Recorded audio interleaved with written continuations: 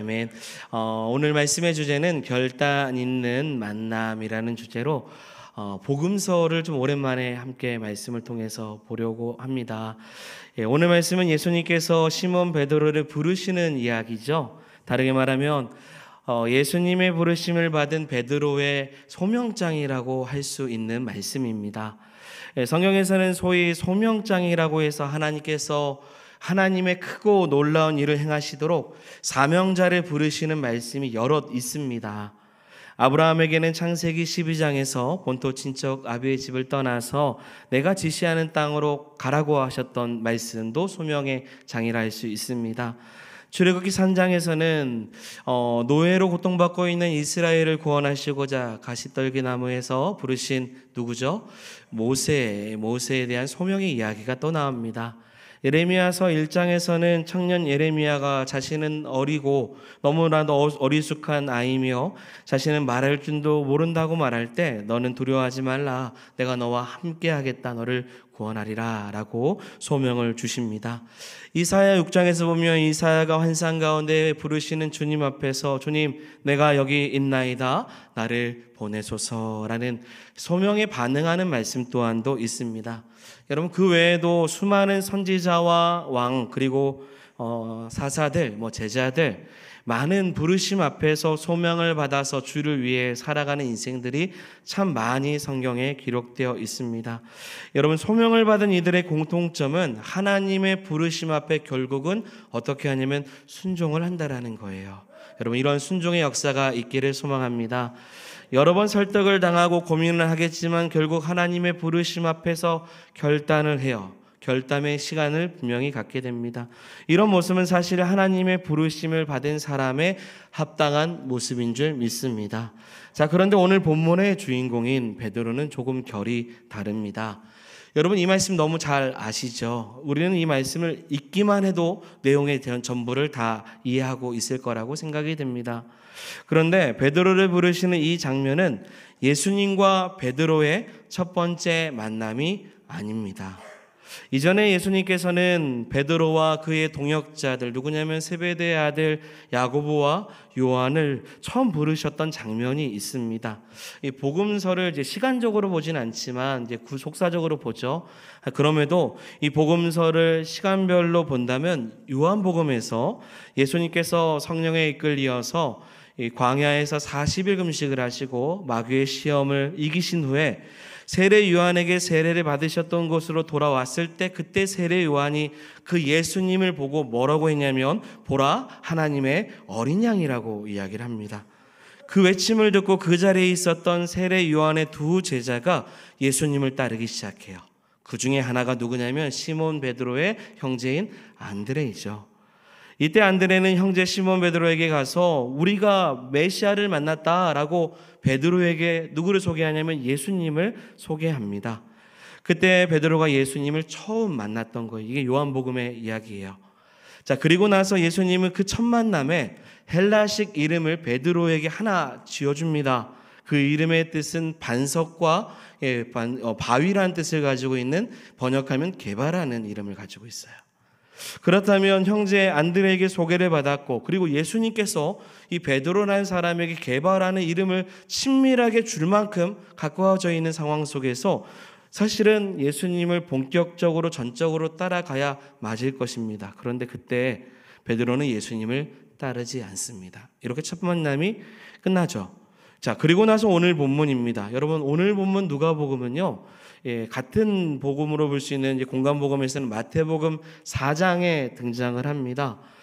예수님은 갈릴리 해변에서 그물을 던지고 있던 베드로와 안드레를 부르시죠. 그리고 뭐라고 말씀하시냐면 마태복음 4장 18절부터 22절에 나온 내용인데요. 그 중에 한 부분이자 같이 읽겠습니다. 내가 너희를 사람을 낚는 어부가 되게 하리라. 아멘. 그때 그들이 곧 그물을 버려두고 누구를 따르냐면 예수님을 따릅니다. 이것이 마태복음 4장 20절의 말씀이에요. 이 자리에서 두 형제 세베대 아들 야고보와 요한도 이때 예수님의 부르심을 받고 아버지와 배를 버려두고 예수님을 따르기 시작을 합니다. 자, 이 사건이 누가복음 5장 오늘 본문입니다. 좀 더 구체적으로 다뤄지고 있습니다. 첫 번째 만남 속에서 예수님의 제자가 되지 못하고 따르지 않았던 베드로에게 다시 찾아오시는 예수님과의 만남이 아주 상세하게 소개되고 있는 것이 누가복음 5장의 내용이라는 거예요. 여러분, 우리는 먼저 생각해 봐야 됩니다. 무엇이 문제였을까? 예수님을 직접 만났음에도 불구하고, 여러분 예수님 만나길 원하시죠? 그리고 예수님 따라가는 건 당연하다고 믿으시죠? 그럼에도 불구하고 왜 배와 그물 가운데 매여 있는, 그물을 깃고 사는 인생으로 지금 베드로가 머물고 있는 이유가 무엇일까? 여러분, 무엇이 문제일까요? 예수님께서 매력이 없으셨던 분이셔서 그럴까요? 아니면 예수님을 막상 따르려고 했는데 용기가 부족해서인 걸까요? 아니면 따라다녀 보니 별 볼 일 없어서 다시 자신의 생업으로 돌아간 것일까요? 저는 이 말씀을 보면서 여러분 각자마다 한번 적용해 보시기 바랍니다. 나의 모습 중에서 베드로와 같은 모습을 갖고 있지는 않는가입니다. 예수님을 만나는 것이 너무 좋습니다. 그분을 너무 사랑합니다. 그리고 그분께서 나만을 위해서 특별히 이름을 지어주시듯 친밀하게 나에게 다가와 주십니다. 그리고 매 주일마다 주님께서 주시는 그 은혜로 주님을 따르는 삶이 너무 중요하고 행복해서 주와 함께하는 이 시간이 영원했으면 좋겠다고 생각을 합니다. 저만 그렇습니까? 여러분 그런 마음이 있으시죠? 반응이 왜 그럴까요? 저만 그럴까요? 저는 그렇습니다. 그런데 당장 주일이 지나고 나면 예수님과의 만남, 예수님의 부르심을 까맣게 잊어버리고 사는 우리의 모습이 베드로와 같다라는 거죠. 다시금 배와 그물에 매여 있는 인생으로 간다라는 것입니다. 이런 베드로에게 예수님도 실망하실 수도 있습니다. 더 이상 베드로를 찾지 않으셔도 돼요. 왜냐하면 오늘 본문에 보여지는 수많은 사람들이 예수님을 충분히 따르고 있기 때문입니다. 그 중에서 헌신할 수 있는 사람, 예수님을 사랑하는 사람, 주님을 따르겠다고 하는 사람을 선택하는 것이 훨씬 더 좋은 방법이 될 수 있습니다. 그런데 여러분, 오늘 말씀을 주목하시기 바랍니다. 예수님은 베드로를 다시 찾으셨습니다. 그리고 그를 주님께서 찾아와 주셔서 주님을 만나는 귀한 은혜의 자리를 다시금 허락해 주셨습니다. 여러분, 어떻게 이러한 은혜를 허락해 주셨는지를 오늘 말씀을 통해서 살펴보기를 원합니다. 그리고 이 베드로는 첫 번째 만남에 실패가 있었는데 그 다음에 이 결단 있는 만남이 이루어지는 이 과정을 통해서 어떻게 하면 예수님을 깊이 만날 수 있는지를 우리가 함께 말씀을 통해 살펴보는 은혜의 시간이 되기를 주의 이름으로 축원드립니다. 자, 그러면 오늘 본문의 말씀으로 한번 들어가 보죠. 1절의 말씀을 같이 읽어보겠습니다. 읽겠습니다. 우리가 몰려와서 하나님의 말씀을 들을세 예수는 게네사렛 호숫가에 서서. 아멘. 복음서들을 읽어보면 예수님은 언제나 수많은 무리에 둘러싸여서 계신다는 것을 알 수 있습니다. 오늘 본문도 예외가 아니죠. 지금 엄청난 수의 사람들이 예수님 주위에 모여서 서로 밀고 당기면서 아주 복잡한 상황 속에 놓여 있음을 알 수 있습니다. 그렇다면 우리는 또 의문점이 생깁니다. 왜 이렇게 많은 사람들이 예수님을 따를까? 그 이유는 바로 앞서서 누가복음 4장의 말씀을 읽어보면 금세 알 수 있습니다. 수많은 사람들이 예수님의 가르침을 들을 때마다 이 가르침은 다른 선생들과는 달리 권세가 있는 가르침이라고 누가복음 4장 16절부터 30절에 고백을 합니다. 또한 가버나움 회당에서 귀신을 쫓아내는 일을 보게 돼요. 많은 병자들을 고치는 사건도 예수님께서 보여주십니다. 그리고 수많은 귀신들을 쫓아내셔요. 이 갈릴리 전 영역을 다니시면서 말씀을 전하는 일에 최선을 다하시는 모습을 예수님께서 또한 4장 42절부터 44절에 또한 보여주십니다. 이러한 사역 때문에 4장 37절에 보면요, 말씀 띄워주시고 같이 읽겠습니다. 예수의 소문이 그 근처 사방에 퍼지더라. 아멘. 그래서 수많은 사람들이 몰려왔어요. 왜죠? 지금 예수님에게 가면 자신에게 유익이 될 만한 일이 분명히 있을 거라고 생각을 한 거예요. 저분에게 가면 좋은 것이 있다, 좋은 말씀 들을 수 있다, 내가 아픈데 치유받을 수도 있고 기적이 일어날 수도 있고 뭔가 좋은 일이 일어날 것이다, 우리 저분에게 가자라고 많은 사람들이 몰려오기 시작합니다. 그리고 그 당시에 유대인들은 엄청나게 메시아를 갈망했어요. 로마의 압제 가운데 자신들을 구원해 줄 구원자를 기다리고 있었기 때문에 예수님께서 짜잔 하고 나타나는 순간에 많은 사람들이 열광하기 시작합니다. 그래서 사람들은 예수님이 가시는 곳이라면 어디든지 따라가기 시작을 해요. 그러다 보니 예수님께서 말씀을 전하셔야 되는데 너무 많은 사람들이 코앞에까지 다가오는 거예요. 그렇다고 예수님께서 말씀을 선포하시는 일을 멈추실까? 멈추시지 않으시죠? 예수님께서는 이 땅에 오셔서 사랑하는 여러분, 사람들이 원하는 기적을 전하기보다 말씀을 먼저 선포하는 일을 더욱더 원하셨습니다. 왜냐면요, 여러분, 구원은요, 기적에서 일어난 것이 아니라 말씀에서 일어나기 때문입니다. 예수님께서 전해주시고자 하시는 그것은 능력이 먼저가 아니라 살아있는 말씀이 우선이라는 거예요. 말씀을 통해 예수 그리스도를 영접해서 구원에 이르게 하는 것이 주님께서 이 땅 가운데 오신 목적입니다. 어찌되었든 사람들이 몰려왔고 예수님은 말씀을 전해야 됩니다. 이때입니다. 우리 2절의 말씀이에요. 2절 읽겠습니다. 호숫가에 배 두 척이 있는 것을 보시니 어부들은 배에서 나와서 그물을 씻는지라. 아멘. 거기에 배가 두 척이 있었고요. 그리고 물고기를 잡았던 어부들이 그곳에서 무엇을 하고 있습니까? 그물을 지금 씻고 있습니다. 수많은 사람들이 코앞에 왔을 때 예수님께서는 거기에 있는 두 배척을 보시고 배에 올라타신 거예요. 이유는 딱 하나예요. 멀리 도망가시기 위한 게 아니라 거리를 두고 말씀을 전하기 위한 것입니다. 자, 이때 누구의 배에 오르신 겁니까? 3절의 말씀입니다. 같이 읽겠습니다. 예수께서 한 배에 오르시니 그 배는 시몬의 배라. 육지에서 조금 떼기를 정하시고 앉으사 배에서 무리를 가르치시더니. 아멘. 예수님 시대 당시 어부는요, 아주 힘들고 고된 직업입니다. 기후적으로도요, 낮에는 갈릴리 바다에 뜨거운 남풍이 붑니다. 너무 뜨거워서 낮에는 작업하기가 쉽지 않습니다. 그래서 대부분 어부들은 저녁부터 새벽까지의 시간을 통해서 고기를 잡는다고 합니다.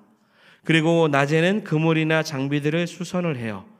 그것은 당시에 그들이 사용하고 있었던 그물이 세마포로 만들어졌기 때문에 아침에 해가 뜨고 나면 물속에서 그물이 훤히 잘 보여서 아침에 그물을 씻는 것입니다. 그래서 밤에 그물을 내리고 물고기를 그물에 담아 옵니다. 그리고 끌어올린 다음에 그렇게 밤새 일을 한 그들이 이제 빨리 그물을 씻고 어떻게 해야 됩니까? 낮에는 이제 밤새 야간 근무를 했습니다. 푹 자고 피로를 풀어야 되는 거예요. 자, 오늘 본문의 배경은 아침입니다. 밤새 고기를 잡은 일을 하고 와서 이제 그물을 씻고 있는 말씀이 오늘 본문에 등장하고 있어요. 그런데 벌써 많은 무리가 이른 아침부터 예수님이 계신 게네사렛 호숫가에 몰려오기 시작합니다. 자신들은 그물을 씻고 있는데 예수님은 그들 때문에 점점 호수 쪽으로 밀려오시기 시작했고 그 자리에 누가 있었냐면 시몬이 있었던 겁니다. 그러나 밤새 성경에 보니 한 마리도 잡지 못했습니다. 그럼 그의 마음이 어떠하겠습니까? 허탈한 마음이겠죠. 그런데 그 옆에서 그물을 지금 씻고 있는 것입니다. 피곤하지만 이거 안 씻으면 그물이 썩기 때문에 마땅히 씻을 수밖에 없는 것이죠. 그런데 오늘 본문에 이렇게 많은 사람들에 둘러싸여 계신 예수님의 관심이 무리가 아니라 시몬 한 사람에게 주목하고 있다라는 것을 볼 수 있습니다. 여러분, 예수님은 이 한 사람에게 관심을 가지고 계셔요. 그래서 밀려드듯 무리 때문에 예수님께서 어쩔 수 없이 눈에 보이는 배에 오르신 것처럼 보이나 아닙니다. 이미 여러 차례 만났던 베드로를 일부러 찾아와 주신다라는 것을 여러분 기억하시기 바랍니다. 그리고 베드로의 배에 오르셔서 배를 육지에서 약간 떨어지도록 부탁을 하셔요. 그리고 여러분 그 배 위에 올라가신 예수님께서 무엇을 하시겠습니까? 당연히 많은 무리들을 모시고 무엇을 증거하시겠어요? 하나님의 말씀을 전하시기 시작하는 겁니다. 자, 여러분 생각해 보십시오. 수많은 사람들이 육지에 있습니다. 그리고 예수님은 배에 오르셨어요. 그리고 그들은 그 예수님을 지켜보고 있습니다. 그리고 예수님의 음성을 듣고자 귀를 기울이며 배를 향해서 시선을 고정하고 있었을 것입니다. 그런데 여러분 잘 들립니까? 육지와 호수 사이에 간격이 어느 정도 있었을 것입니다. 가까운 거리에서 대화를 하는 것도 아니고 자, 예수님께서 저와 같이 이 마이크 시스템을 사용하고 있는 이 강단에서 전하시는 것이 아니기 때문에 지금 예수님께서 전하시는 말씀이 저 멀리에 있는 이들이 귀를 기울이지 않고서는 들을 수 없었을 것입니다. 그리고 수많은 사람들 사이에 있기 때문에 앞열에 있는 사람들은 어느 정도 가까이 들었다고 해도 뒤에 있는 사람들은 더 듣기 어려웠겠죠. 자, 그런데 역으로 생각해 보면 가장 예수님의 말씀을 잘 들을 수 있는 사람이 누구라고 이야기할 수 있냐면 바로 그 배에 같이 있는 베드로라 말할 수 있습니다. 이미 예수님을 소개하고 만났던, 그리고 개발하는 이름까지 얻었던 그가 지금 자신의 생업에서 그물을 싣고 있고 그물을 깃는 일을 하고 있는 그 베드로에게 누구보다 더 선명하게 전해지는 예수님의 음성을 듣는 이가 누구냐면 베드로라는 거예요. 자, 다시 말씀드릴게요. 사랑하는 여러분, 예수님의 말씀을 듣기 위해서 수많은 무리들이 왔기에 예수님은 그들에게 말씀을 더 가까이 들려주는 것이 우선이 되는 것이 맞습니다. 그런데 배 위에 오르셨고요. 그리고 그 말씀을 가장 잘 듣기 위해서 곁에 있는 이가 누구냐면 베드로였다라는 거예요. 그러면 결국 이 자리는 많은 무리들에게 복음을 증거하신 것도 있지만 누구를 위한 자리냐면 베드로를 위한 자리입니다. 사랑하는 여러분, 역설적으로 표현하면요, 여러분, 주님을 떠난 인생이 어느 때는 더 주의 음성을 선명하게 들을 수 있습니다. 왜냐면요, 그 인생을 주님께서 놓지 않으시고 찾아와 주시기 때문이죠. 그리고 그 곁에서 주의 음성을 듣도록 주님께서 모든 상황을 만들어 주십니다. 이제 수많은 사람들을 향해 전해진 말씀을 곁에서 가장 또렷하게 들었던 베드로에게 예수님께서 갑자기 한 가지의 말씀을 전하십니다. 4절의 말씀이에요. 같이 읽겠습니다. 말씀을 마치시고 시몬에게 이르시되 깊은 데 가서 그물을 내려 고기를 잡으라. 아멘. 이렇게 명령하시니까 시몬이 어떻게 반응을 합니까? 5절의 말씀이죠. 같이 읽겠습니다. 시몬이 대답하여 이르되 선생님, 우리들이 밤이 새도록 수고하였을 때 잡은 것이 없지만은 말씀에 의지하여 내가 그물을 내리다 하고. 아멘. 이게 참 놀라운 일입니다. 여러분, 그냥 읽으면 그런가 보다라고 할 수 있는데요. 자, 보세요. 표현이 밤이 새도록 수고하였을 때 잡은 것이 없다고 했어요. 그러나 말씀을 의지하여서 뭘 내리겠다고 합니까? 그물을 내리겠다라고 말을 합니다. 시몬이 예수님의 말씀 앞에서 지금 순종을 하는데요. 여러분, 이건 결코 쉬운 일이 아닙니다. 아주 어려운 일을 그가 지금 고백하고 있어요. 그래서 말하는 거예요. 밤이 새도록 내가 너무나도 어렵게 했는데 이미 해봤다라고 이야기를 하는 거예요. 예수님의 명령이 나오는 4절과요, 시몬이 순종하고 나아가는 5절 사이에는 한 절밖에 되진 않지만 여기에는 아주 많은 생각이 오고 가는 겁니다. 베드로가 예수님의 명령에 대해서 그렇습니다, 알겠습니다 하면서 금방 아주 주저없이 순종한 것처럼 보이나 시몬은요 말합니다. 밤새도록 물고기를 잡으려고 열심히 했지만 아무 소득이 없었습니다. 내 마음에는 이미 허탈감도 있고 피곤함도 있습니다. 그물마저도 이미 다 싣고 있었습니다. 사실 이런 일이 없죠. 이렇게 한 마리도 못 잡고 허탕치는 일이 당시 갈릴리에서 있을 수가 없습니다. 예수님이 무리를 향해서 말씀하시는 동안 시몬은 이 세마포 그물을 씻으면서 말렸고 이제 집에 돌아가서 지난밤 실패했던 것을 다 잊어버리고 두 다리 뻑 펴고 늘어진 채로 잠을 자는 것이 그 인생의 그날에 해야 될 일인 것입니다. 그런데 예수님은 극도로 허탈감과 피곤함에 겹쳐있는 그 순간에 베드로에게 다시금 뭐라고 말씀하시면 깊은 곳에 가서 그물을 내려 고기를 잡으라고 명령을 하시는 거예요. 아니 여러분, 명령을 하실 거면요 그물을 씻기 전에 그거 하시면 더 좋지 않겠습니까?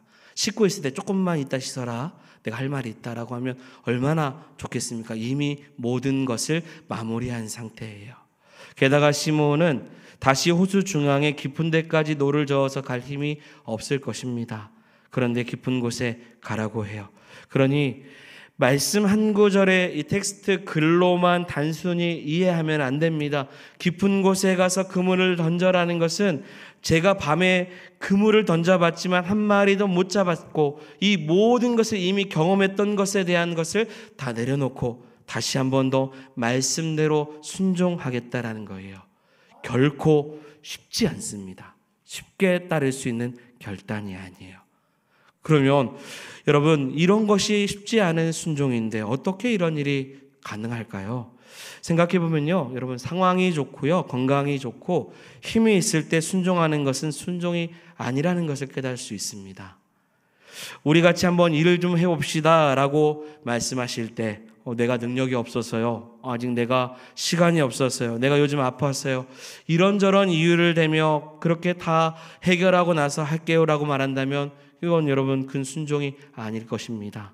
여러분, 힘들고 어렵고 피곤할 때 그래도 주님이 말씀하시면, 주님이 원하시면 하는 것이, 그것이 진정한 순종인 것입니다. 지금 베드로가 이 모습을 보여주고 있는 거예요. 예수님이 다시 깊은 데에 가서 그물을 내리라고 명령한 시간은 아침이고 이미 해가 떠 있고 세마포에 그물을 내려놓아봤자 고기들이 그물 안에 들어올 일이 전혀 없습니다. 그것은 갈릴리에서 20년 이상 잔뼈가 굵은 베테랑 어부 시몬에게는 너무 당연한 상식입니다. 피곤한 몸을 이끌고 깊은 데 가봤자 결국 물고기가 없을 거라고 생각할 수 있죠. 그런데 예수님은 그에게 깊은 데에 가서 그물을 던지라고 하죠. 그런데 놀랍게도 20년의 경험과 상식에도 불구하고 예수님의 이 말씀을 의지하여 깊은 데에 가서 그물을 내리는 것이 지금 시몬이 행하는 순종입니다. 이건 놀라운 일입니다. 그러니까 지금 내 경험과 상식 안에서 말이 안 되는 것을 지금 순종하고 있는 모습이기 때문입니다. 내 경험과 상식에서 벗어난 일이라고 할지라도 지금 베드로가 깊은 곳에 그물을 던지는 것은 주님, 내 생각에는 말이 안 되지만, 내 생각에는 그렇게 하면 안 되지만, 비록 내 상식과 경험에서는 맞지 않지만 주님이 원하신다면 그래도 해보겠습니다. 물고기를 얻고자 하는 행위가 아니라 그냥 주님이 원하시기에 그 일을 행하겠다라는 거예요. 이런 순종의 역사가 지금 베드로의 인생 가운데 있다라는 거죠. 자, 여러분, 어떻게 이런 일이 일어났을까요?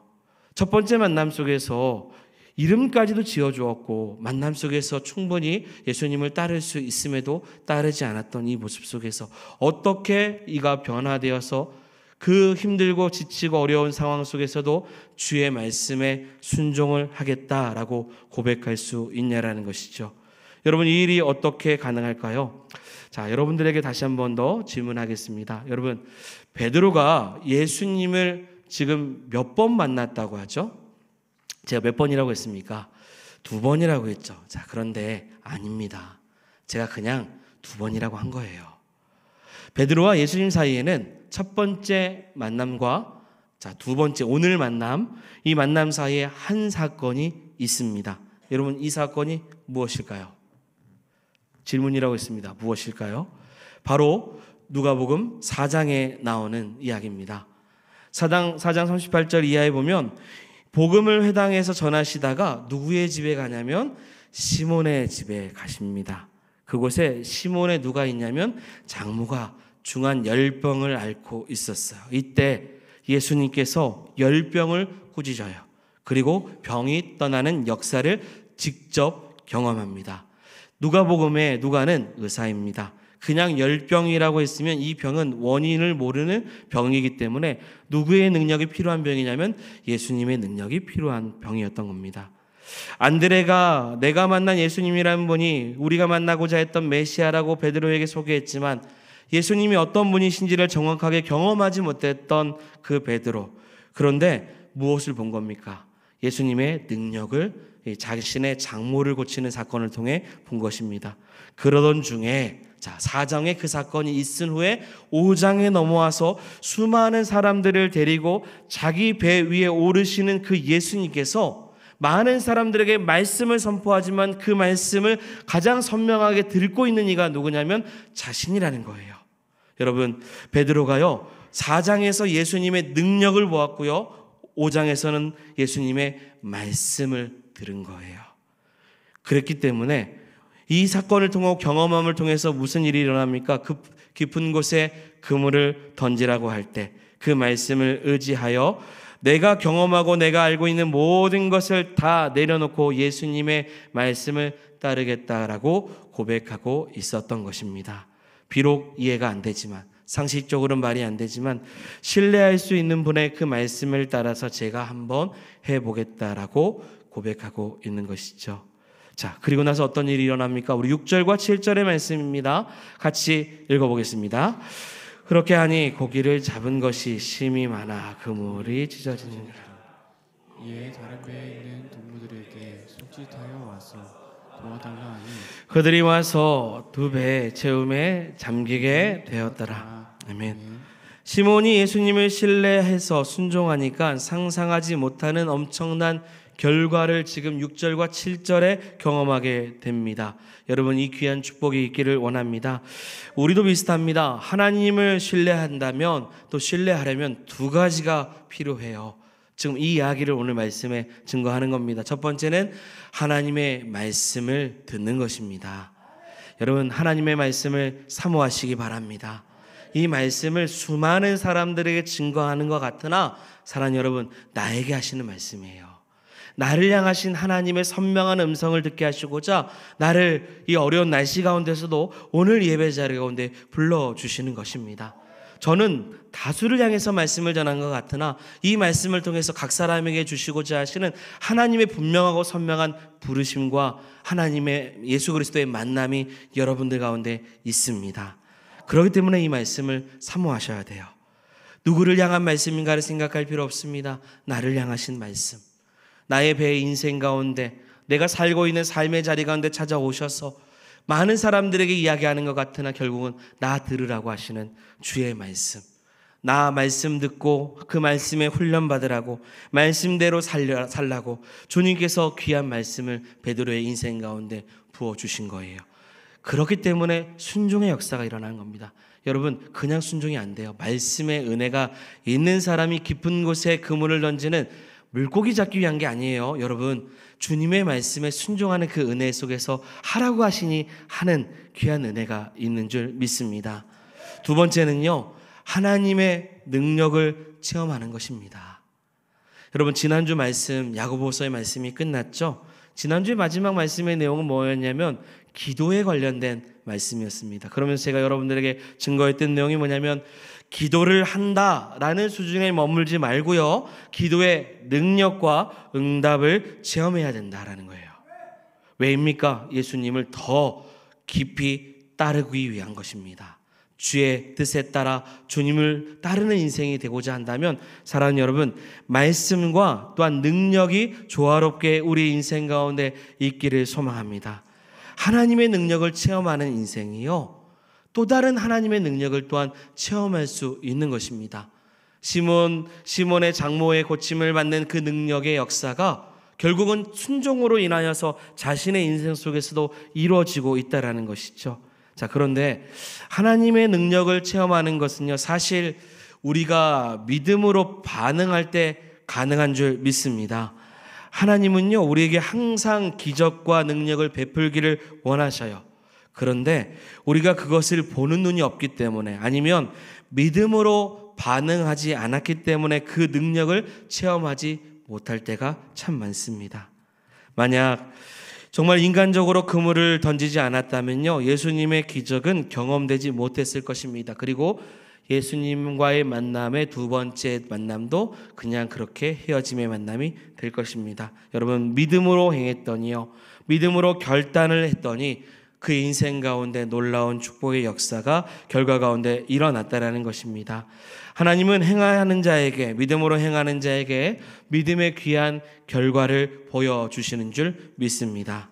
그렇기 때문에 이 귀한 역사가 우리 인생 가운데 있도록, 여러분, 예수님을 그냥 간접적으로 그냥 예수님을 만났다의 어떤 지식적으로만, 또한 주일의 잠깐의 만남의 시간으로 여기지 않고 예수님께서 우리 인생 가운데 찾아와 주셔서 우리의 삶을 주관하여 주시는 귀한 축복의 역사, 그리고 능력의 역사를 경험할 수 있는 성도들이 되기를 소망합니다.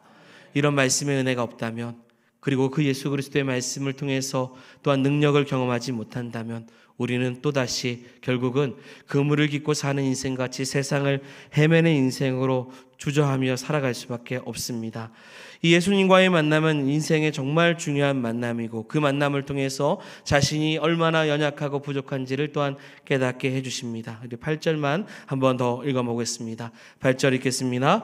시몬 베드로가 이를 보고 예수의 무릎 아래 엎드려 이르되 주여 나를 떠나소서 나는 죄인으로소이다 하니 아멘.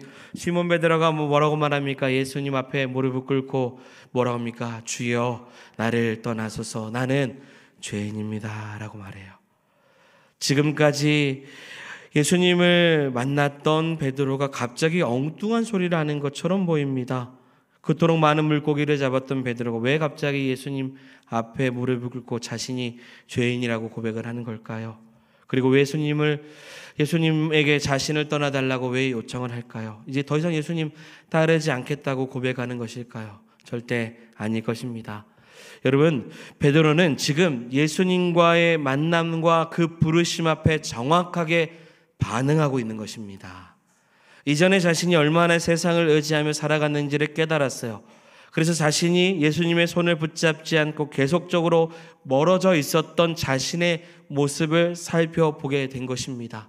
그러면서 깨달았어요. 예수님을 진짜 만나고 나니, 예수님이 나를 부르시고 나니 내가 어떤 존재인지를 깨닫기 시작했던 거예요. 그리고 나서 그가 고백합니다. 내가 죄인입니다. 여러분, 고기를 밤새 한 마리도 못 잡게 하신 것도 예수님의 뜻이고요. 고기를 자신이 상상할 수 없을 만큼 이 양이 보통 배 두 척에서 담근 양이 2주 정도의 분량의 양이라고 합니다. 이만큼의 양도 허락하신 분도 예수님이십니다.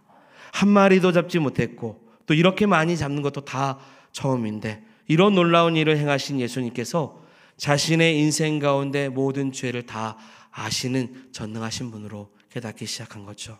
그리고 자신을 떠나달라고 고백하고 있습니다. 여러분, 이것이 예수님을 정확하게 만난 사람의 모습입니다. 세상을 의지하며 살았던 자신의 삶이 죄투성이라는 사실을 깨닫고 예수님을 따르지 않았던 자신의 삶의 연약함을 정확하게 꿰뚫어 보는 사랑하는 여러분, 예수님을 만나시는 우리 모두가 되기를 소망합니다. 예수님을 주일에만 만나는 분이 아니라 예배 시간에만 만나는 분이 되지 않도록 구문을 읽고 사는 우리의 인생에 찾아와 주셔서 나의 모든 연약함을 다 알고 우리의 죄인된 모습을 기억하시면서도 그 가운데서도 우리를 불러주시고 만나주시는 귀하신 예수 그리스도를 정확하게 만나는 성도들이 되기를 소망합니다. 이 만남이 모든 성도들에게 있을 때 우리에게는 구원의 역사가 있고 우리가 살아가는 모든 인생 속에서 주님과 동행하는 귀한 축복의 삶으로 살아갈 줄 믿습니다. 이 예수님과의 만남을 가볍게 여기지 마시고 우리 예수님과의 깊은 만남을 통해서 무엇이든지 주님이 원하신다면 깊은 곳에 그물을 던지라고 말씀하시는 그 엉뚱한 상황 속에서도 주의 뜻에 순종할 수 있는 그러한 믿음의 귀한 성도들이 되기를 주의 이름으로 축원드립니다. 아멘. 우리 말씀을 생각하면서 함께 찬양하도록 하겠습니다. 내 이름 불러주시고 내 이름 불러주시고 내 삶의 주인 되시는 내 삶의 주인 되시는 내 맘에 노래 되시는 그는 크신 나의 예수님 삶의 무게가 내 맘을 누르고 버티림 없는 시간을 지날 때 예수만 의지하는 삶 되기 원하네 주 붙드네 주님 시선을 거두지 않으사 주의 은혜로 감당케 하시네 예수로 사는 인생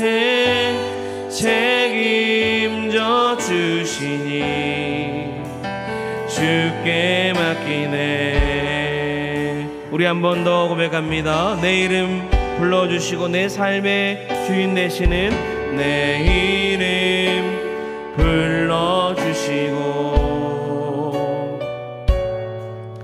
내 삶의 주인 되시는 내 맘에 노래 되시는 그는 크신 나의 예수님, 크신 나의 예수님. 삶의 무게가 내 맘을 누르고 버팀 없는 시간을 지날 때 예수만 잃지 않은 삶 되기 원하네. 주 붙드네. 주님 시선을 거두지 않으사 주의 은혜로 감당케 하시네. 예수로